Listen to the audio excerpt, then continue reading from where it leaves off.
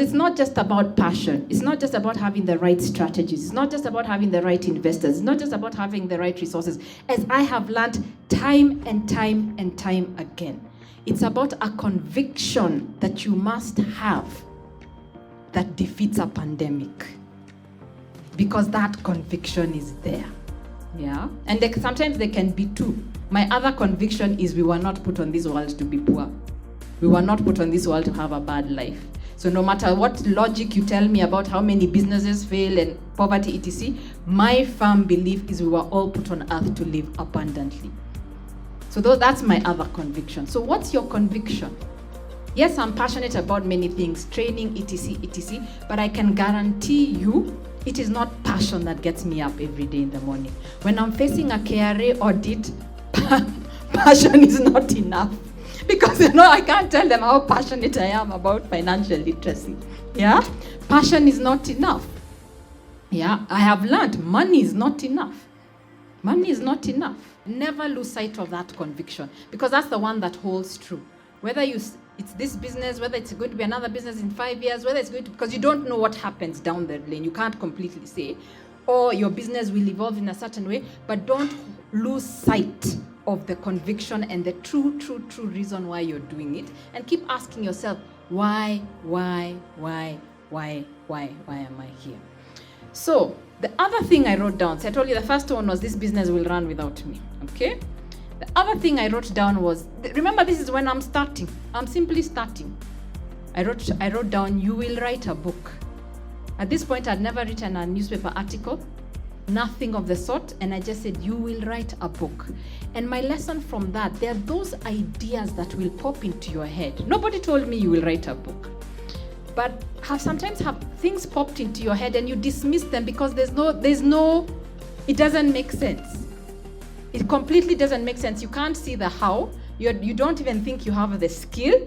You don't even think the ability. And remember, those things are for other people.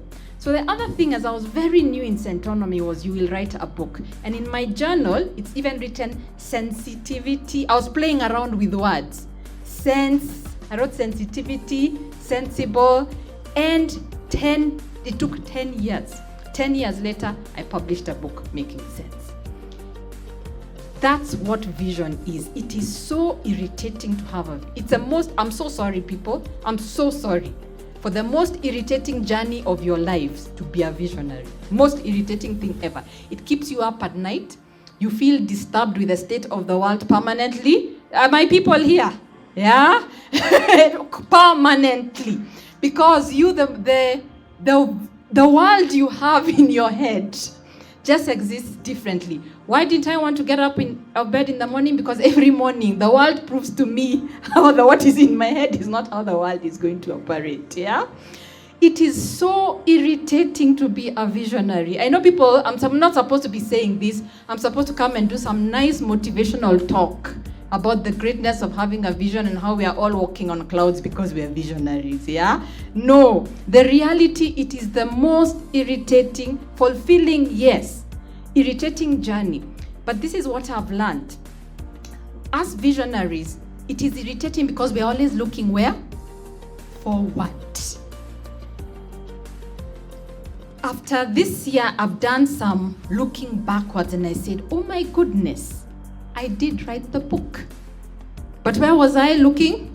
Forward. Oh, now this can be a TV show. Oh, where's the second and third book? I didn't realize, check it. Did you say 2000 you'll write a book? 2019 came, you wrote a book. You just put it in the pipeline and moved on because it was just, at the time your vision is being actualized, it almost looks like a task.